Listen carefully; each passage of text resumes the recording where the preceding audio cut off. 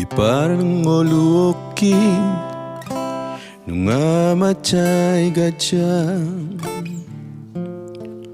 dalanau hudalani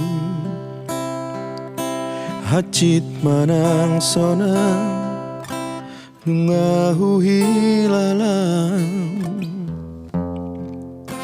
hutaoni sudeng marhite basa-basa dohot pasu-pasunai malua doang siapa marani mau lihat tema Tuhan mau lihat nagoda upasaha tua dopan mi mau lihat tema Tuhan mau lihat tema aman di saluhu dengan sami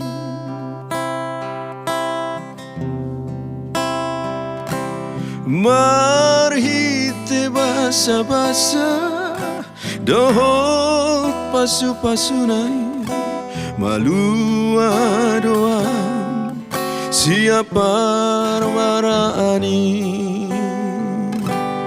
mau lihat tema Tuhan mau lihat nagoda upasaha tua dopan mi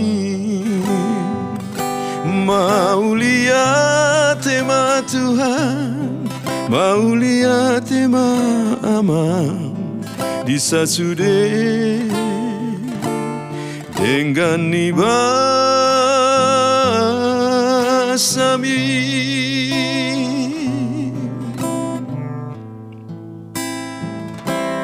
di sasude dengan sami.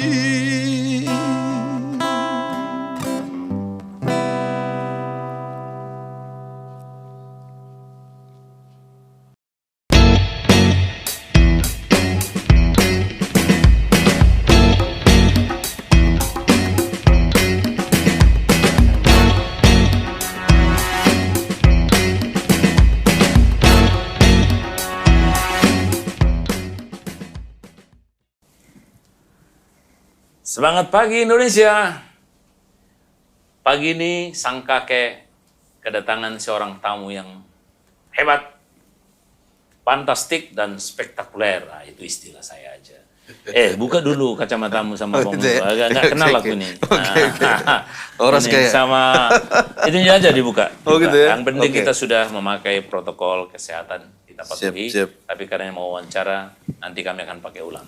Baik, selamat pagi nih. Tamu kita hari ini adalah Peber Manalu. Selamat pagi kakek. Selamat pagi Peber. Ini senyumnya agak sumringah ini. Seolah-olah nggak tersentuh pandemi. Kan begitu kan? Baik, ini kan Peber Manalu ini sebetulnya sudah lama ini terkenal. Ini kalau nggak salah saya nanti kita konfirmasi, ini salah satu penyanyi kita lulusan Asia Bagus. Itu dulu Asia Bagus itu rekrutmennya luar biasa. Tapi nanti kita tanya aja. Ini gimana itu pengalamannya belajar nyanyi sampai bisa ke Asia Bagus dan kira-kira itu gimana itu jalan ceritanya? Sebenarnya gini kalau bicara sampai ke Asia Bagus itu kecelakaan.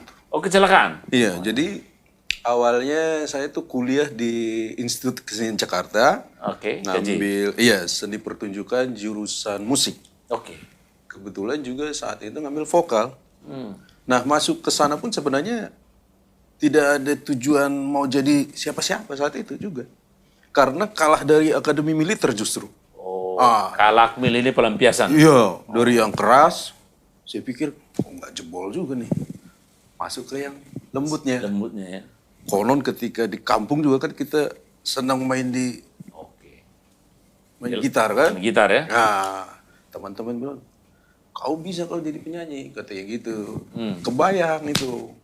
Lewat Cikini, masih ada penerimaan mahasiswa baru. Oh, jadi ini lewat ini. Lewat saja. Lihat itu ada KJ, menerima mahasiswa baru. Betul. Nah, singkat cerita, masuk nih. Hmm. Masuk, ambil vokal. Oke. Dengan modal nol. Nol pendidikan musik. Karena kita bernyanyi itu kan hanya di kampung atau di sekolah. Di gereja maksud saya. Ketika masih di Tarutung sana kan. Jadi pengalaman ya, tidak Iya. ada teorinya. Tidak ada sama sekali. Ya. Udah masuk, singkat cerita berjalan berapa 2 semester apa 3 semester. Saya punya guru itu kan Ibu Catherine Laimena itu. Oh, Tahu kan? ya, kenal itu. Banyak pencipta penyanyi besar. Nah, saya pikir, wah kebetulan nih. Nah, sembari kuliah gitu ngeliat-liat, rupanya di sana banyak artis. kuliah Di ini. KJ itu banyak artis. Oh, banyak artis. Iya, ketika itu ada Sarah yang masih dulu itu kan satu angkatan sama saya tuh.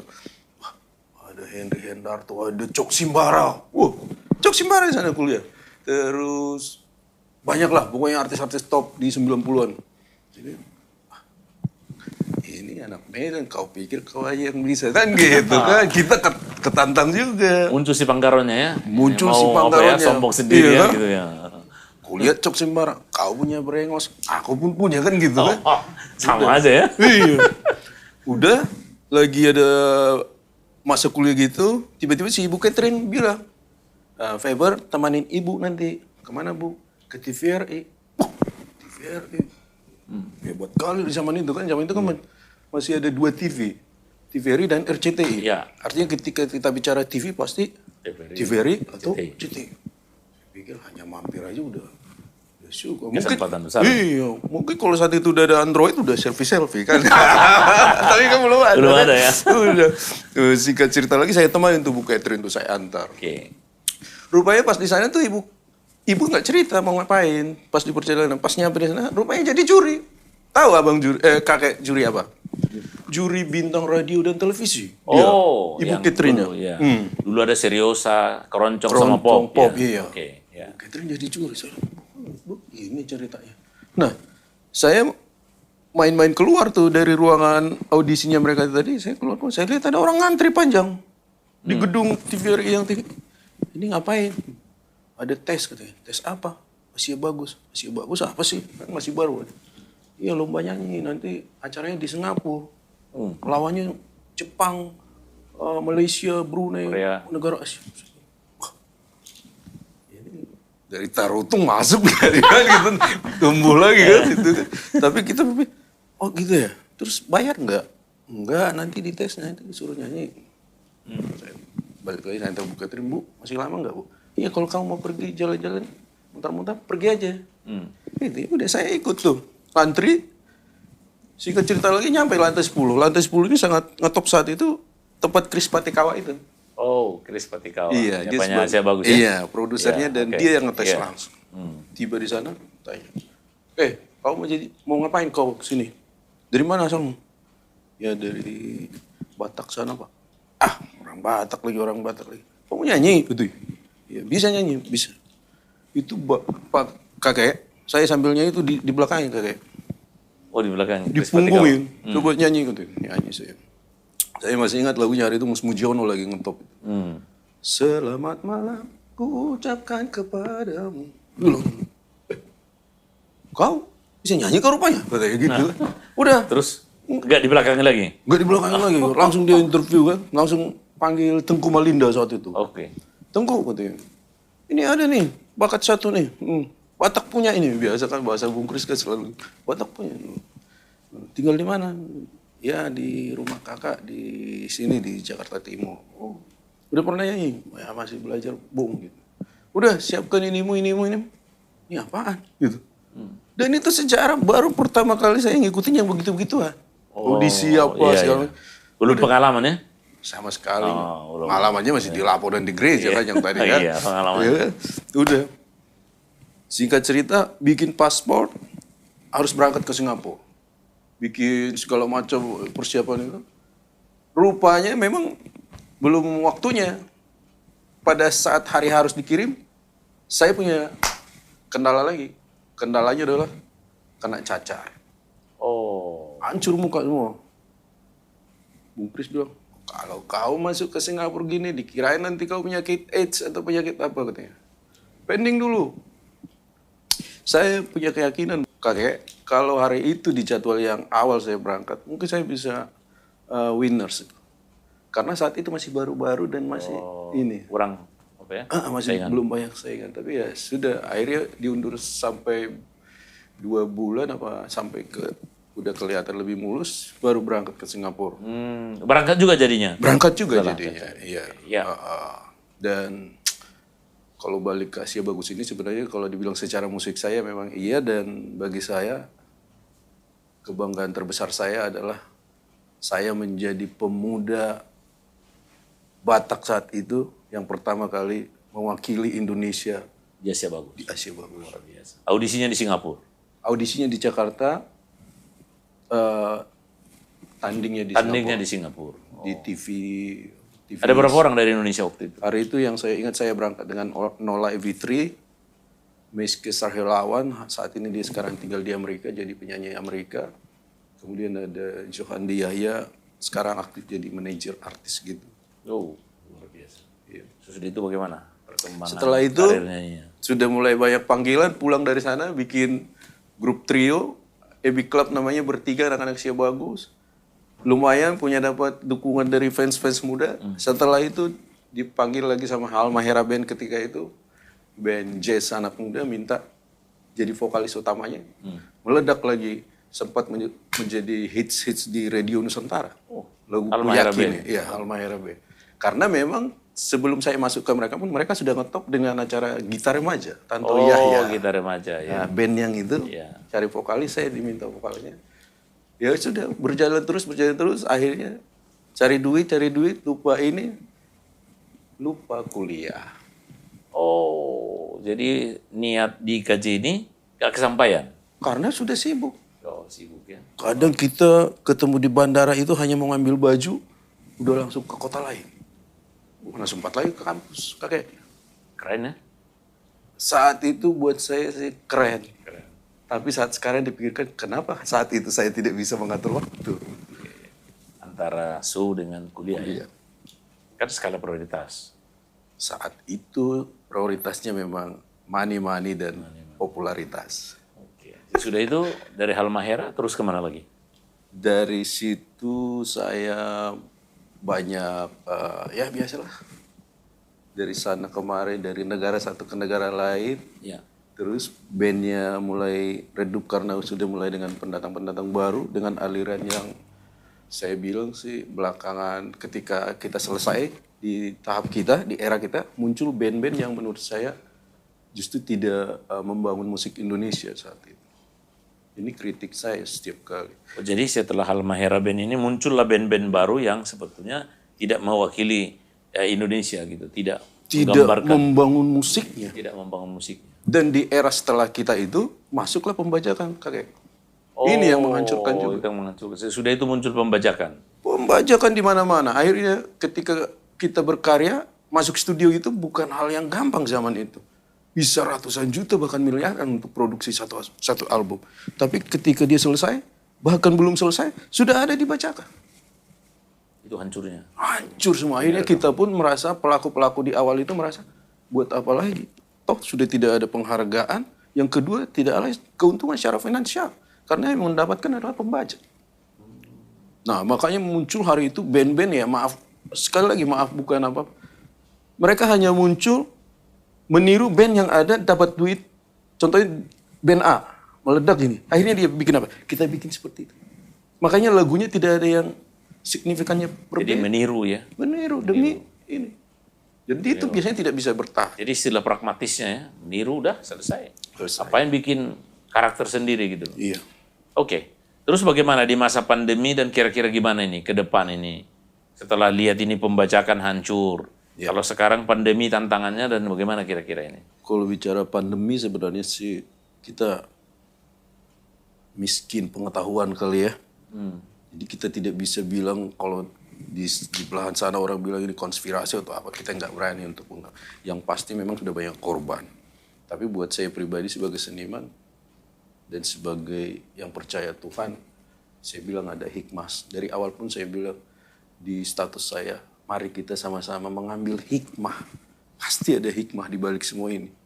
Dan kakek kalau mau tahu, hikmah yang saya tangkap adalah kreativitas saya semakin tinggi justru. Terutama Di era pandemi di COVID-19 ini. Dan terbukti kalau saya tidak lupa hampir ada 10 lagu saya ciptakan. Benar-benar Wow. pure, original. Masa pandemi. Iya. 10 lagu. 10 lagu. Udah satu album itu. Kalau kita kembali ke zaman itu, dulu. ternyata sekarang tidak lagi bicara album. Ya, ini di era pandemi, biasanya orang jatuh, patah semangat, pindah profesi. Ini jadi tambah kreatif, mencipta lagu. Luar biasa itu, seorang Peber Manalu. Terima kasih. Gak percuma lulusan Asia bagus, kan begitu kira-kira. Memang bagus gitu loh kan. Oke, apa pesannya kira-kira kepada masyarakat, ya seniman temannya dengan situasi ini dan bagaimana ke depannya? Iya, buat masyarakat tentunya ya kita ikutin saja protokol yang ada dari pemerintah. Dan saya yakin pemerintah juga tidak ada niat tidak baik terhadap masyarakatnya. Kemudian kepada seniman, ya seperti tadi kakek bilang kita harus menerima keadaan ini, tapi jangan patah semangat. Karena seorang seniman itu kan identiknya kan punya kreativitas lah. Ya kreativitas diciptakan apa saja boleh kan. Seperti saya, ya puji Tuhan tadi 10 lagu saya ciptakan dalam ini. Mudah-mudahan setelah pandemi selesai bisa kita dengarkan. Atau nanti saya bawakan untuk pemirsa kalau kakek bersedia. Luar biasa. Luar biasa. Jadi saudara-saudara, para sahabat, pemirsa, dan penggemar Sang Kakek Network, ini adalah termasuk, saya katakan tadi, manusia langka. Ketika orang putus asa, dia membangun harapan. Ketika orang mati kreasi, dia membangun sebuah kreativitas, tercipta 10 lagu. Baik, itulah cerita, kisah kita, bincang-bincang kita tentang Peber Manalu. Jadi jangan lupa, ya, apa ada kira-kira yang mau dari YouTube-nya nanti bisa kita sambungkan nanti dengan YouTube-nya beliau. Ini mari kita like, berikan komen dan subscribe dengan Sang Kakek Network yang informasinya informatif, menarik dan solutif. Terima kasih kepada para sahabat, penggemar. Inilah diskusi kami dengan Peber Manalu, kreatif di masa pandemi, tercipta 10 lagu, manusia yang luar biasa. Sampai ketemu di episode yang akan datang. Terima kasih. Terima kasih. Terima kasih sudah datang.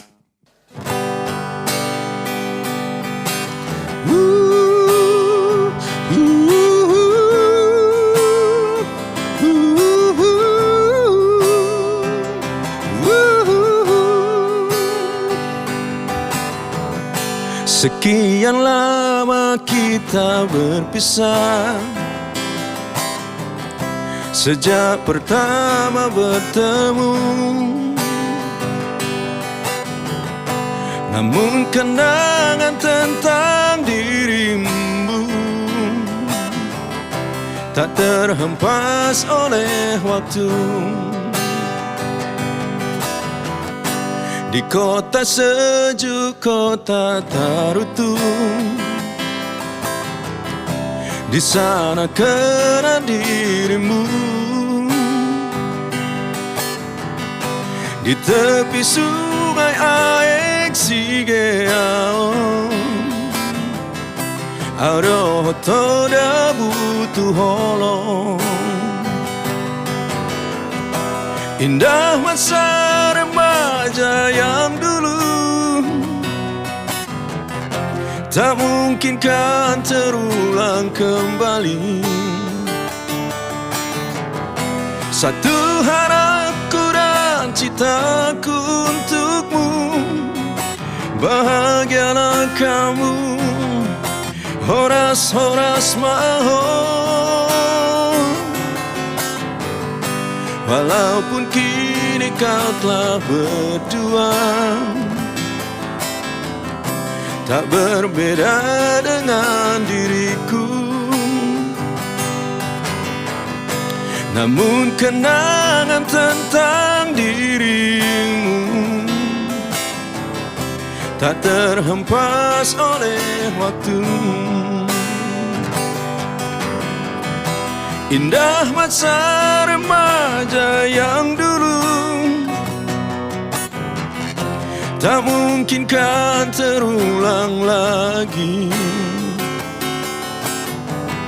Satu harapkan dan doaku untukmu, bahagialah kamu, horas-horas mahon. Di kota sejuk, kota Tarutu, di sana kenal dirimu. Di tepi sungai Aek Sigeao, Aro toda butuh holong. Di tepi sungai Aek Sigeao, Aro toda butuh holong.